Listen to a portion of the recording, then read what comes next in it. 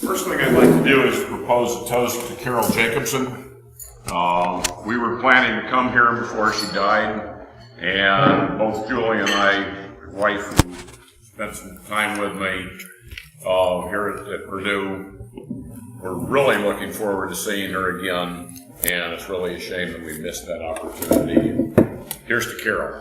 Thank you.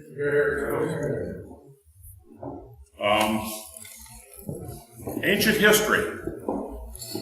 1981, I visited Purdue. I was on a business trip to Indianapolis, and I finished up on Friday, and I drove up here and came through the Delt House and walked in the front door and ran into first one brother.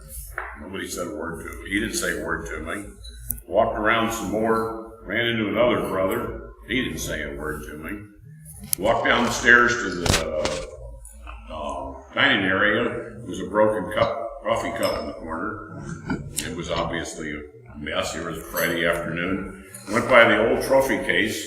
We left a bunch of trophies after '64 that were there, and there was one trophy out of the bunch that was still there, and it was broken. And I didn't have much of anything to do with the Delt House here after that. Got this email from Pete Orville. He's changed his name since '64. His name was always Orville, but he went by Pete when we were brothers here. And my impression of the Delt House has turned around 180 degrees. I've never had such friendly greetings from the men here and the women that are with them.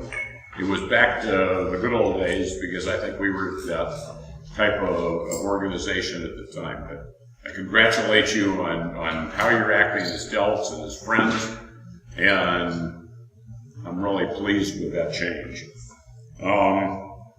When I went through pledge training, I was actually initiated at Iowa State University, transferred here as a sophomore, but one of the things they drilled into us, along with many other good things, drilling into the pledge was different in our days, was, gee, if there's somebody that comes into the house, go greet them and say hello and introduce yourself and find out what they're there for. And if they're an alum, you better just pay a whole lot of attention to them, because you can learn a lot from alums. Believe it or not, we do know some things. I think we probably do believe that.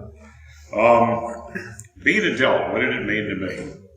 As I said, I was initiated at Iowa State, and when I transferred to Purdue as a sophomore, I immediately was a brother. I had a bunch of friends the first day I was here. I roomed with 3 other sophomore Delts just up from the Delt House in a rented second floor of a house, and we drove by it today, and it's still there. It's still for rent.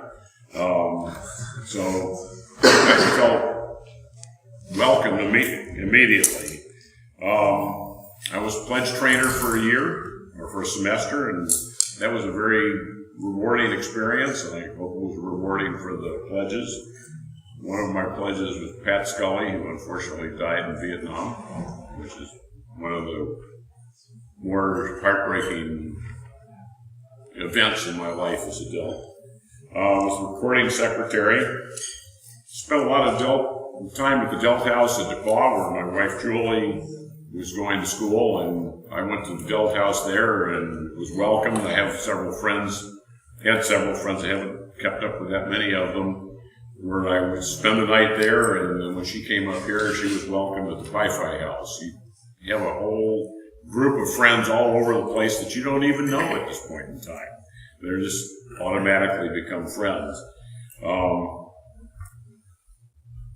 By the way, my fraternity brothers flattered me by voting Julie as the Delta Queen in 1963, which we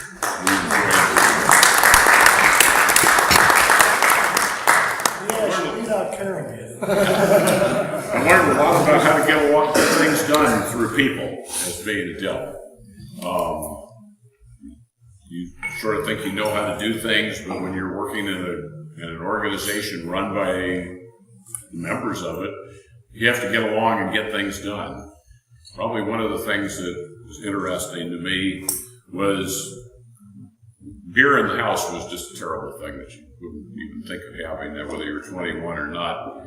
But my brother Delt Bob Burgess and I bought an old refrigerator, put it down in the hole, I don't know if you call it that, down in the back. There were 2 rooms down there. We put it in one of our closets and bought a case of beer and put it in there. And so other brother Delts started coming down, and they'd sit down and they'd buy a beer, and they'd have a beer, and we couldn't afford to buy everybody in the house a beer, so we started charging a quarter a beer.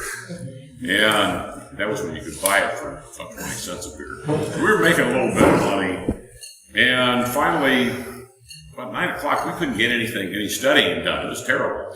And somebody in the chapter meeting says, gee, this beer thing that these guys are running down there has gotten out of hand. And the chapter decided that guys aren't going to sell beer anymore. It was the best thing that ever happened to me. I probably wouldn't have graduated on time if they hadn't done it. But that was something that the group of men in the house decided this doesn't make any sense. And it didn't. And Burgess and I should have figured it out too and said this isn't what we want to do. But it just kept growing until the men in the house stood up and said, gee, we're not going to do this anymore. So after I graduated Orville, it was in our wedding, less than a month after I graduated. I have 2 good friends who are Delts. One who's we met in Rockville, Maryland, when we were in Maryland outside of Washington, D.C., who's now in Jacksonville with us, and another one who's still in Maryland. And the instant camaraderie was there. Was developed there. It just was an automatic, oh, you're a Delt too, and you'll run into this the rest of your lives. Keep some sort of Delt memorabilia on your wall. The way they figured it out is I had my pledge trainer's paddle on the wall. We didn't use the paddle on pledges. The pledges used this on the actives at that time. You were presented your paddle appropriately on your rear end. You're lucky to have the opportunity during your college years and beyond to be a Delt and make the most of it. Thank you.